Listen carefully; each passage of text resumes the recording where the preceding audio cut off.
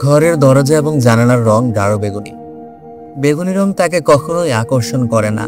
তার ধারণা শুধু তাকে নয়, এই রং কাউকেই আকর্ষণ করে না। তবু নিয়ম করা হয়েছে, সব রেস্টুরেন্টের রঙই হবে বেগুনি। দরজা জানালা বেগুনি, পর্দা বেগুনি, এমনকি মেঝেতে যে কৃত্রিম মার্বেল বসানো থাকবে তার রং হবে বেগুনি। রঙের ঘনত্ব থেকে বোঝা যাবে কোথায় কি খাবার পাওয়া যায়। খুব হালকা বেগুনির মানে এখানে পানীয় ছাড়া কিছুই পাওয়া যাবে না। তিনি যে ঘরের সামনে দাঁড়িয়ে আছেন সে ঘরের রং হালকা বেগুনি। তার প্রয়োজন গরম কফির, সিনথেটিক কফি নয়, আসল কফি। সব রেস্টুরেন্টে আসল কফি পাওয়া যায় না। এখানে কি পাওয়া যাবে? আসল কফি খাবার মানুষ নেই বললেই হয়। 1 টাকা দিয়ে কে যাবে আসল কফি খেতে? তাছাড়া এমন না যে কৃত্রিম কফির স্বাদ আসলের মতো নয়। খুব কম মানুষই প্রভেদ ধরতে পারে। সব রেস্টুরেন্টে আসল কফি রাখে না এই কারণেই। তিনি রেস্টুরেন্টে ঢুকবেন কি ঢুকবেন না তা নিয়ে একটু দ্বিধার মধ্যে পড়ে গেলেন। বেশি লোকজন হয় এমন জায়গাগুলো তিনি এড়িয়ে চলেন। লোকজন তাকে চিনে ফেলে, তারা অস্বস্তি বোধ করতে থাকে, তিনিও অস্বস্তি বোধ করেন। আজকের এই রেস্টুরেন্টে তিনি যদি ঢুকেন তাহলে কি হবে তা তিনি আন্দাজ করতে পারেন। তিনি ঢোকা মাত্র লোকজনের কথাবার্তা বন্ধ হয়ে যাবে। শতকরা 10 ভাগ লোক এক দৃষ্টিতে তার দিকে তাকিয়ে থাকবে, শতকরা 20 ভাগ লোক আর চোখে তাকাবে, বাকিরা এমন এক ভঙ্গি করবে যেন তারা তাকে দেখতেই পায়নি। কফির দাম দেওয়ার সময় রেস্টুরেন্টের মালিক বিনয়ে বলে গিয়ে বলবে, আপনি যে এসেছেন এই আমাদের পরম সৌভাগ্য। আমাদের কফি কেমন লাগলো তা যদি একটু লিখে দেন বড় আনন্দিত হই। কফি কুৎসিত হলেও তাকে লিখতে হবে, আপনাদের কফি পান করে তৃপ্তি পেয়েছি। পরের বার যদি এই রেস্টুরেন্টে আসেন তাহলে দেখবেন তার লেখা এরা প্রেম করে বাঁধিয়ে রেখেছে। হাস্যকর সব ব্যাপার। দীর্ঘদিন এইসব হাস্যকর ব্যাপার তাকে সহ্য করতে হয়েছে। মানুষ দেবতা বিশ্বাস করে না, কিন্তু মানুষের ভেতর থেকে দেবতা খুঁজে বের করতে পছন্দ করে। তিনি দরজা ঠেলে ভেতরে পা দিলেন। মুহূর্তের মধ্যে রেস্টুরেন্টের স্বাভাবিক গুঞ্জন অনেক নিচে নেমে গেল। সবকটা টেবিলেই লোকজন আছে। কোনার দিকের একটা টেবিল খালি করে দুজন চলে গেল পাশের টেবিলে, অর্থাৎ খালি করা এই টেবিলে তাকে বসতে হবে। কফি খেতে হবে একা একা। তিনি এগিয়ে গেলেন খালি টেবিলের দিকে। চেয়ারে বসার আগেই বড় পটে 1 পট কফি তার সামনে রাখা হলো। তিনি কফি খাবার জন্য মাঝে মাঝে রেস্টুরেন্টে ঢোকেন, এই তথ্য সবারই জানা। রেস্টুরেন্টের মালিক নিজেই চলে এসেছে। বিনয়ে মাথা এমন নিচু করেছে যে থুতনি লেগে গেছে বুকের সঙ্গে। খাঁটি কফি স্যার, ভূমধ্যসাগর অঞ্চলের কফি। ধন্যবাদ। কফি কেমন লাগলো যদি লিখে দেন বড়ই আনন্দিত হব। আমাদের পরম সৌভাগ্য যে আপনি। দীর্ঘ বক্তৃতার প্রয়োজন নেই। কফি কেমন লাগলো আমি লিখে দেব। আপনার একটা ছবি তুলে রাখার অনুমতি কি স্যার পাবো? না, আমি ছবি তুলতে দেই না। তিনি কফিতে চুমুক দিচ্ছেন। কারো দিকে না তাকিয়েও বুঝতে পারছেন শতকরা 10 জন লোক তার দিকে এক দৃষ্টিতে তাকিয়ে আছে। কেউ কেউ চোখের পলকও ফেলছে না। এভাবে তাকিয়ে থাকার কি মানে হয়? এমন তো না যে সেকেন্ডে সেকেন্ডে তার চেহারা বদলাচ্ছে। তিনি গিরিগিটি নন, মানুষ। যে গিরিগিটি মুহূর্তে মুহূর্তে রং বদলায় তার দিকেও মানুষ এভাবে তাকায় না। তিনি ওভারকোটের পকেট থেকে পত্রিকা বের করলেন, নিজেকে যথাসম্ভব আড়াল করার চেষ্টা করলেন। তাকে খবরের কাগজ সঙ্গে নিয়ে ঘুরতে হয় শুধুমাত্র এই কারণেই। স্যার, আমি কি আপনার টেবিলে বসতে পারি? তিনি খবরের কাগজ চোখের সামনে থেকে নামালেন। 22-23 বছরের এক তরুণী দাঁড়িয়ে আছে, হাতে এক গাদা বই। বিশ্ববিদ্যালয়ের ছাত্রী হবে। বিশ্ববিদ্যালয়ের ছাত্রী, অথচ তাকে চিনতে পারছে না। আশ্চর্য। তিনি অসম্ভব বিরক্ত হলেন। এই এক মজার ব্যাপার, লোকজন তাকে চিনতে পারলে তিনি বিরক্ত হন, চিনতে না পারলেও বিরক্ত হন। স্যার, আমি কি বসবো? হ্যাঁ, বসতে পারো। মেয়েটা পরবর্তী বেশ কিছু করলো আনাড়ির মতো। চেয়ারটা টানলো শব্দ করে, ধপ করে বসলো। কিশোরের কৌতূহল নিয়ে মাথা ঘুরিয়ে ঘুরিয়ে চারদিকে দেখতে লাগলো। স্যার, ওয়েটার এসে কি অর্ডার নিয়ে যাবে? না, আমাকে খাবার আনতে যেতে হবে। এটা কি সেলফ সার্ভিস? তিনি খবরের কাগজ ভাঁজ করে পকেটে রাখলেন। তার গলার স্বর এমনিতেই রুক্ষ। সেই রুক্ষ স্বর আরো খানিকটা কর্কশ করে বললেন, কোন রেস্টুরেন্টে সেলফ সার্ভিস কিনা, তারা কি ধরনের খাবার দেবে তার রং দেখেই বোঝা যায়। তুমি কি বুঝতে পারছো না? আমি কালার ব্লাইন্ড। বেগুনি এবং গোলাপি এই দুটি রং আমি দেখতে পাই না। ও আচ্ছা, এটা সেলফ সার্ভিস রেস্টুরেন্ট, তোমাকে গিয়ে খাবার আনতে হবে। মেয়েটি উঠে চলে গেল। টেবিলের উপর সে কয়েকটি বই রেখে গেছে। সবচেয়ে উপরে রাখা বইটার নাম পড়ে তার ভুরু কুঁচকে গেল। অতি প্রাকৃত গল্পগুচ্ছ। লেখকের নাম আরফব, বিশ্ববিদ্যালয়ের একজন ছাত্রী। সে পড়ছে অতি প্রাকৃত গল্প। এর কোনো মানে হয়? লজিক শূন্য একটা বিষয়ে মানুষের আগ্রহ হয় কি করে কে জানে। তিনি মনে করেন যারা এই সমস্ত বই লেখেন তারা যেমন অসুস্থ, আবার যারা পড়ে তারাও অসুস্থ। মেয়েটি ফিরে এসেছে, মুখ শুকনো, খানিকটা বিব্রত, সঙ্গে কোনো খাবারের ট্রে নেই। মেয়েটি চেয়ারে বসতে বসতে বলল, এখানে জিনিসপত্রের দাম খুব বেশি।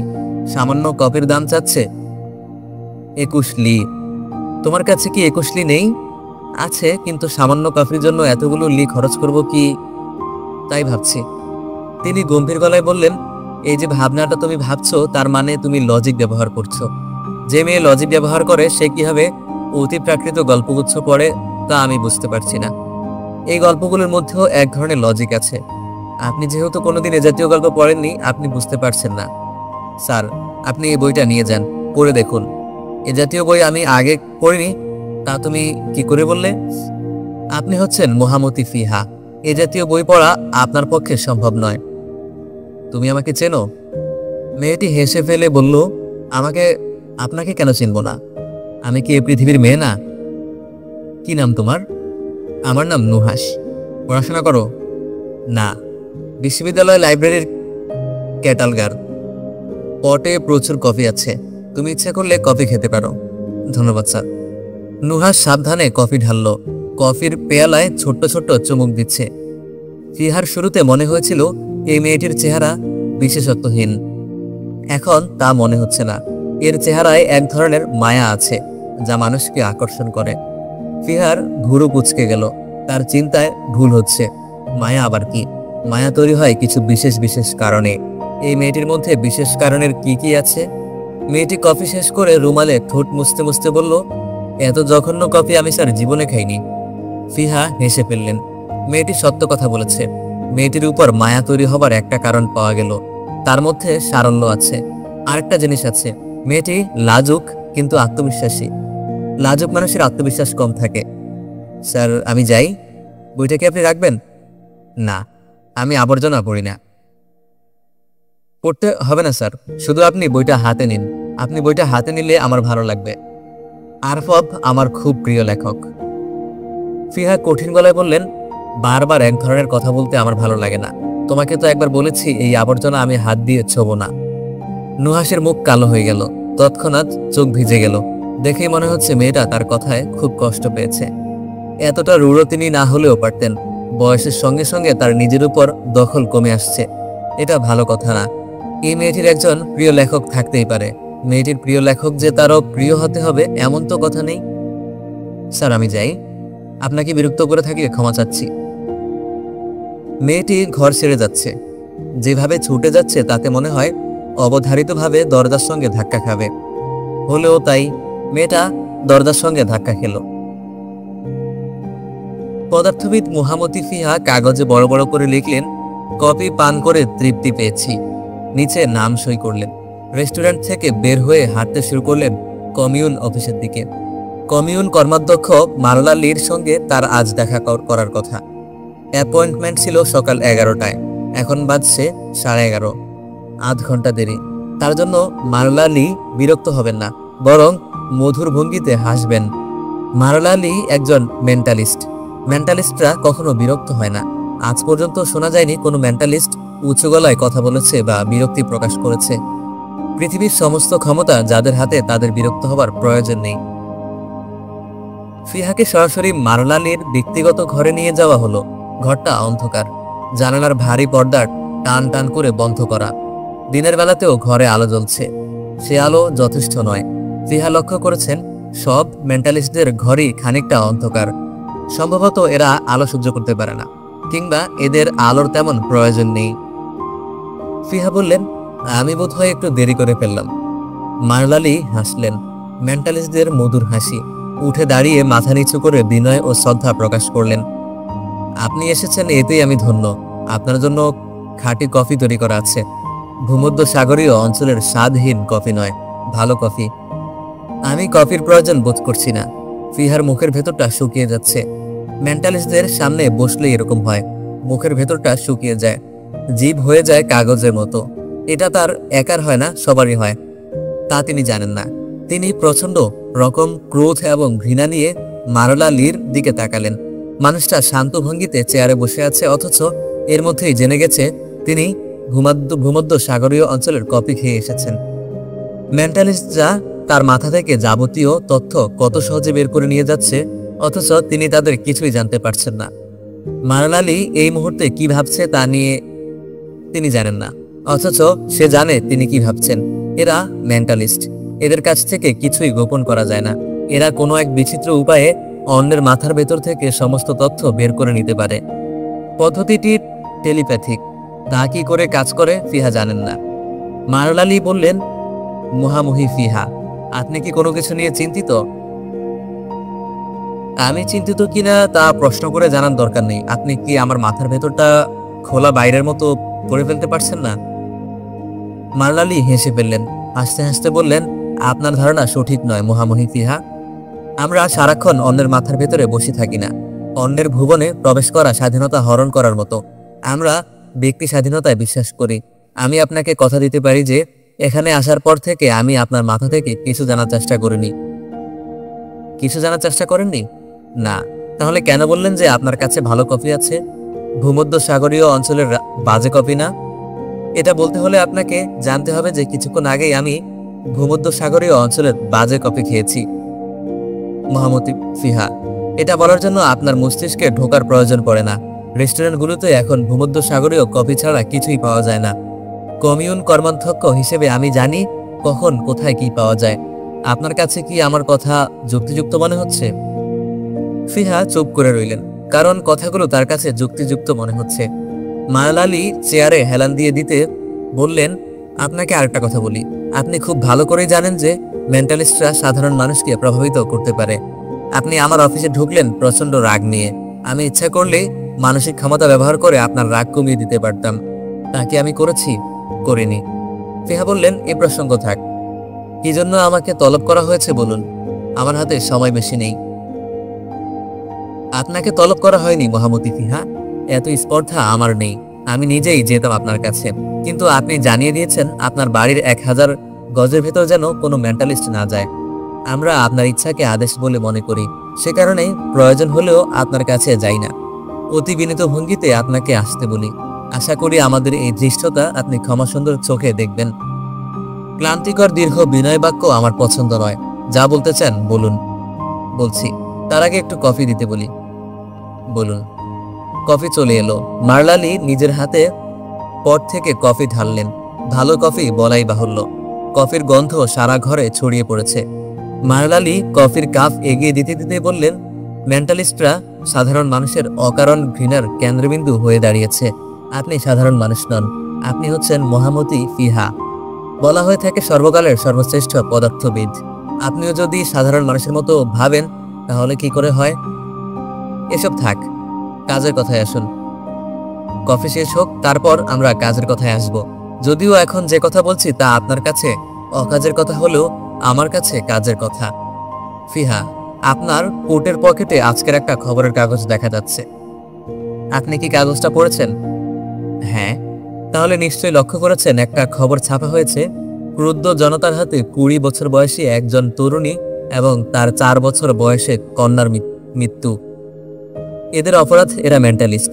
মুহামুহি ফিহা, ক্ষিপ্ত মানুষের হাতে অসংখ্য মেন্টালিস্টদের মৃত্যু ঘটেছে, কিন্তু আপনি একটি উদাহরণও পাবেন না যেখানে মেন্টালিস্টদের হাতে সাধারণ মানুষের মৃত্যু ঘটেছে। ফিহা কফির কাপ নামিয়ে রেখে শান্ত গলায় বললেন, কফি শেষ হয়েছে, এখন বলুন কি বলবেন। শুনতে পাই আপনি চতুর্মাত্রিক সময় সমীকরণের সমাধান করেছেন। কোথায় শুনতে পান? শুনতে পাই বললে ভুল হবে, অনুমান করছি। অনুমানের ভিত্তি কি? এই বিষয়টি নিয়ে আপনি দীর্ঘদিন গবেষণা করছেন, পড়াশোনা করছেন। আপনার কাজের ধরন আমি জানি। যখন কিছু শুরু করেন অন্য কোনো দিকে তাকান না। কাজটা যখন শেষ হয় তখন আনন্দিত ভঙ্গিতে ঘুরে বেড়ান। পাবলিক কফি শপে কফি খেতে যান। এই সময় আপনি রংচঙে কাপড় পরতে ভালোবাসেন। এইসব লক্ষণ থেকে মনে হচ্ছে আমি সময় সমীকরণের সমাধান করেছি। হ্যাঁ।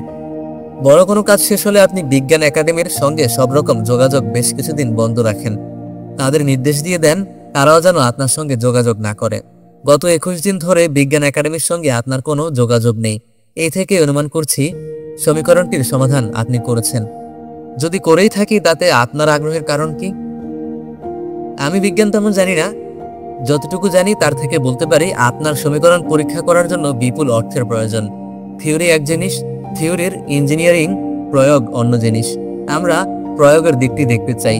আমরা আপনাকে বলতে চাই যে অর্থ কোনো সমস্যা নয়। শুনে সুখী হলাম।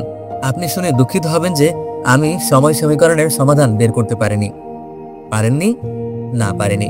আমার কথা বিশ্বাস না হলে আমার মাথার ভেতর ঢুকে পরীক্ষা করে দেখতে পারেন। ছি ছি, এসব কি বলছেন? আপনার মুখের কথাই যথেষ্ট। আরেকটু কফি কি দিতে বলবো? না। ফিহা উঠে দাঁড়ালেন। মারলালি তাকে দরজা পর্যন্ত এগিয়ে দিলেন। মধুর ভঙ্গিতে বললেন, কষ্ট করে এসেছেন যে সেজন্য অসংখ্য ধন্যবাদ। মহামতি ফিহা, এই সামান্য উপহার কি আপনি গ্রহণ করবেন? মারলালি বড় একটা প্যাকেট এগিয়ে দিলেন। ফিহা বললেন, কি আছে এখানে? কফি বিনস, প্রথম শ্রেণীর কফি। অনেক ঝামেলা করে আপনার জন্য জোগাড় করেছি। গ্রহণ করলে আনন্দিত হব। ফিহা প্যাকেটটি হাতে নিলেন। উপহার পেয়ে তিনি যে খুব আনন্দিত হয়েছেন তা মনে হলো না। প্যাকেটটা ডাস্টবিনে ছুঁড়ে ফেলতে পারলে তিনি সবচেয়ে আনন্দিত হতেন। তা সম্ভব নয়। মেন্টালিস্টরা সঙ্গে সঙ্গে তা বুঝতে পারবে। তার ফলাফল শুভ হবে না। আচ্ছা, কফির এই প্যাকেটটা লাইব্রেরির মেয়েটাকে দিয়ে দিলে কেমন হয়? বেচারিকে তিনি কিছুটা হলেও আহত করেছেন। কফির প্যাকেট পেলে খুশি হবে। মেয়েটার কাছ থেকে অতি প্রাকৃত গল্পের বইটাও চেয়ে নেওয়া যায়। একটা গল্প পড়লে কিছু যায় আসে না। ফিহা লাইব্রেরির সঙ্গে যোগাযোগ করলেন। যোগাযোগ হাঁটতে হাঁটতেই করা গেল। পকেটে রাখা কমিউনিকেটর তৎক্ষণাৎ বিশ্ববিদ্যালয় লাইব্রেরির সঙ্গে যোগাযোগ করিয়ে দিল। ফিহাকে পরিচয় দিতে হলো না। যে বিশেষ ফ্রিকোয়েন্সির কমিউনিকেটর তিনি ব্যবহার করেন তা সবারই মোটামুটি পরিচিত। লাইব্রেরির ডিরেক্টর খানিকটা ভীত গলায় বলল, কি ব্যাপার স্যার? কোনো ব্যাপার না, আপনাদের একজন ক্যাটালগারের সঙ্গে কথা বলতে চাই। তার নামটা কি বলবেন? ফিহার ভুরু কুঞ্চিত হলো। নামটা তার মনে পড়ছে না। নাম মনে রাখার চেষ্টা করেননি বলেই মনে হয়। অপ্রয়োজনীয় কিছু মনে রাখার চেষ্টা করে মস্তিষ্ক ভরাক্রান্ত করার তিনি কোনো কারণ দেখেন না। নাম মনে পড়ছে না। অল্প বয়সী একটা মেয়ে, অতি প্রাকৃত গল্প পছন্দ করে, কফি খেতে ভালোবাসে। স্যার, আপনি যার সঙ্গে কথা বলেছেন তার নাম কি নুহাস? হ্যাঁ, নুহাস। স্যার, আমি তাকে ডেকে দিচ্ছি, একটু ধরুন স্যার। 1 মিনিট। তিনি কমিউনিকেটরের বোতাম চেপে রাখলেন। 1 মিনিট অপেক্ষা করার কথা। 1 মিনিট 20 সেকেন্ডের মাথায় লাইব্রেরির ডিরেক্টরের গলা পাওয়া গেল। স্যার, একটি ক্ষুদ্র সমস্যা হয়েছে। মেয়েটি বাড়ি চলে গেছে, কাউকে কিছু না জানিয়ে চলে গেছে। ক্যাটালগ সেকশনে গিয়ে জানতে পারলাম কি একটা কারণে খুব মন খারাপ করে আজ সে লাইব্রেরিতে এসেছিল। একটা বই ছিঁড়ে কুটি কুটি করেছে। বইটা হলো অতি প্রাকৃত গল্পগুচ্ছ। তারপর বাসায় চলে গেছে। স্যার, আমি কি বেশি কথা বলেছি? তা বলছেন? ক্ষমা প্রার্থনা করছি স্যার। মেয়েটা থাকে সাধারণ আবাসিক প্রকল্পের 118 নং কক্ষে। তাকে আনার জন্য লোক পাঠাচ্ছি। তার কোনো প্রয়োজন নেই। মেয়েটির কমিউনিকেটর সুবিধা নেই। থাকলে এক্ষুনি আপনার সঙ্গে যোগাযোগ করিয়ে দিতাম। অত্যন্ত দুঃখিত স্যার। আপনারা তো দুঃখিত হবার কিছু নেই। তাকে কি কিছু বলতে হবে? কিছুই বলতে হবে না, ধন্যবাদ। ফিহা কমিউনিকেটরে সুইচ বন্ধ করে দিলেন। তিনি অনির্দিষ্ট ভঙ্গিতে এগোচ্ছেন, পা ফেলছেন অতি দ্রুত। তবে বাড়ির দিকে যাচ্ছেন না। বাড়ি ফিরতে কেন জানি ইচ্ছে করছে না। তার মাথায় সিনথেটিক ফারের টুপি। টুপিতে চেহারা ঢাকা পড়েছে। অন্তত তার তাই ধারণা। কফির প্যাকেটটা ফেলে দিতে হবে। কোনো ডাস্টবিন পাচ্ছেন না। এই জিনিস ডাস্টবিন ছাড়া কোথাও ফেলা যাবে না। ফিহা কফির প্যাকেটটা ছুঁড়ে ফেলবেন। তার লক্ষ্য ভালোই। প্যাকেটটা ডাস্টবিনে পড়ল।